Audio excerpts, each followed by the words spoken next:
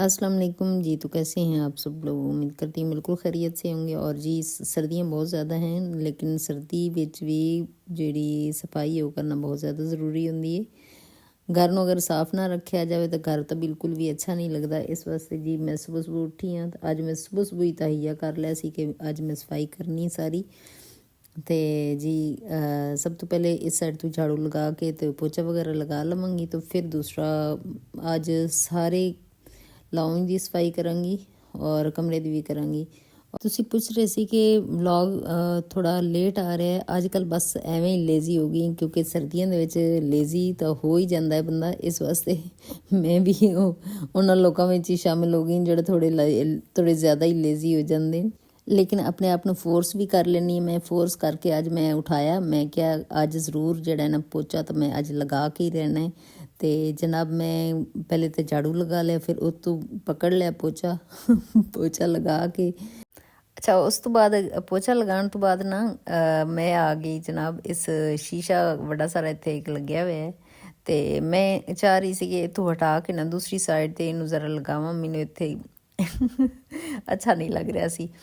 मैं कि इनकी जरा जगह चेंज करनी है, लेकिन जगह चेंज करदी करदी उनका जिहड़ा किल है सी ना वो बिल्कुल भी उन्होंने फिट नहीं आ रहा सी। फिर मैं क्या चलो इनू वापस इत्थे ही रख देनी है, क्योंकि उत्थे तो लग नहीं रहा सी। मैं कि चलो वापस ही इत्थे ही इनू रखने हैं।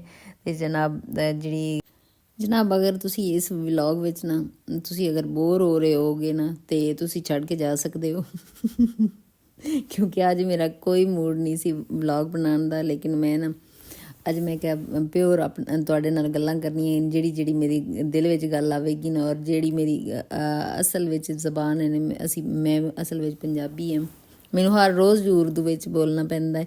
अगर मैं उर्दू बोल बोल के भी मेरे व्यूज़ नहीं आते तो इहदा मतलब है कि मैं आज तो ना मैं अपनी मर्जी नाल ਜਿਹੜੇ अपनी मर्जी नाल मैं बनावांगी अपनी वीडियो। तुहानू अच्छी लगेगी तो ठीक है, नहीं लगती तो फिर मैं की कह सकनी है। तुहानू नहीं लगेगी तो तुहाडी अपनी मर्जी है कि तुहानू वीडियो नहीं अच्छी लग रही। अच्छा पिछली वीडियो ते ना मैं क्या सी कि कितने नंबर दोगे, तो एक मेरे व्यूवर्स ने मैनू ना 10 विचों 10 दिता है। सच्ची मैनू बड़ी खुशी हुई, क्योंकि जिहड़ा 10 विचों 10 मिलते होंगे ना वो बहुत परफेक्ट लोग होंगे। लेकिन मैं इतनी परफेक्ट अपने आप को नहीं समझती, तो लेकिन अगर दिते हैं तो मैनू बहुत खुशी। एक अवार्ड ही बंदा समझदा होंदा है जदों दूसरे तारीफ करते हैं ना, तो बहुत अच्छा लगता है।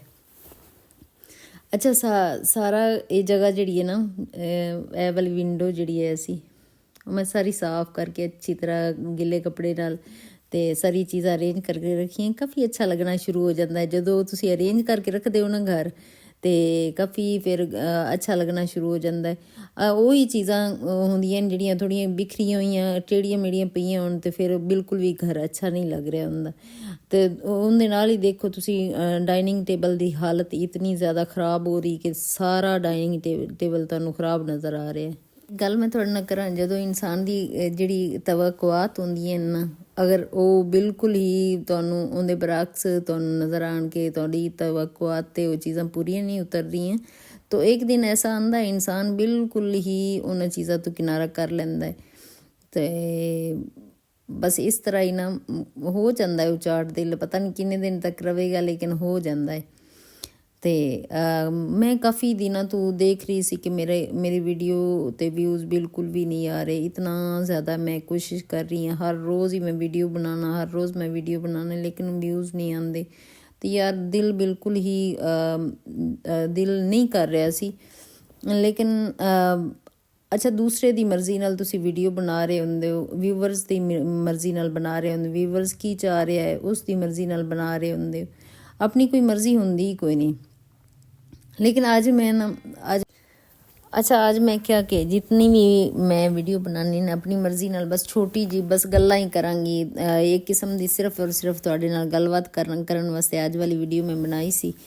तो वैसे तो मैं तुहाडे नाल बहुत ज़्यादा रिक्वेस्ट तुहानू करनी है कि तुसी मेरे चैनल ते आओ तो आके मेरी वीडियो नू लाइक भी करो तो शेयर भी करो। तो तुसी प्लीज़ मेहरबानी करके तुसी ਮੇਰੇ ਚੈਨਲ ਨੂੰ ਸਬਸਕ੍ਰਾਈਬ ਕਰੋ ਔਰ ਮੇਰੇ ਸਬਸਕ੍ਰਾਈਬਰ बढ़ाओ ਤੇ ਮੈਨੂੰ ਅੱਛਾ ਲੱਗੇਗਾ। ਔਰ ਇਤਨਾ ਜ਼ਿਆਦਾ ਵੀਡੀਓ ਬਣਾਉਣ ਤੋਂ ਬਾਅਦ ਨਾ ਬਸ ਇਸ ਤਰ੍ਹਾਂ ਦੀ ਵੀਡੀਓ ਬਣਾਉਣ ਕਰਨ ਮੇਰਾ ਬਿਲਕੁਲ ਅੱਜ ਨਹੀਂ ਦਿਲ ਕਰ ਰਿਹਾ ਸੀ। ਤੁਸੀਂ ਦੇਖ ਰਹੇ ਹੋਗੇ ਕਿ ਮੈਂ ਬਿਲਕੁਲ ਹੀ ਆਪਣੇ ਨਹੀਂ ਦਿਲ ਕਰ ਰਿਹਾ ਸੀ, ਸੱਚ ਵਿੱਚ ਨਹੀਂ ਦਿਲ ਕਰ ਰਿਹਾ ਸੀ। ਔਰ ਸਾਰੇ ਕੱਪੜੇ ਇਤਨੇ ਜ਼ਿਆਦਾ ਧੋਏ ਹੋਏ ਸੀ ਨਾ ਤੇ ਮੈਂ ਸਾਰੇ ਕੱਪੜੇ ਤੈਅ ਲਗਾ ਕੇ ਫਿਰ ਆਪਣੀ ਆਪਣੀ ਜਗ੍ਹਾ 'ਤੇ ਜਾ ਕੇ ਰੱਖ ਰਹੀ ਹਾਂ। ਦਿਲ ਉਦਾਸ ਵੀ ਹੋਵੇ ਨਾ ਉਚਾਟ ਵੀ ਹੋਵੇ ਫਿਰ ਵੀ ਤੁਸੀਂ ਘਰ ਦੇ ਕੰਮ ਜ਼ਰੂਰ ਕਰਨੇ ਹੁੰਦੇ। ਘਰ ਅਗਰ ਕੰਮ ਨਹੀਂ ਕਰੋਗੇ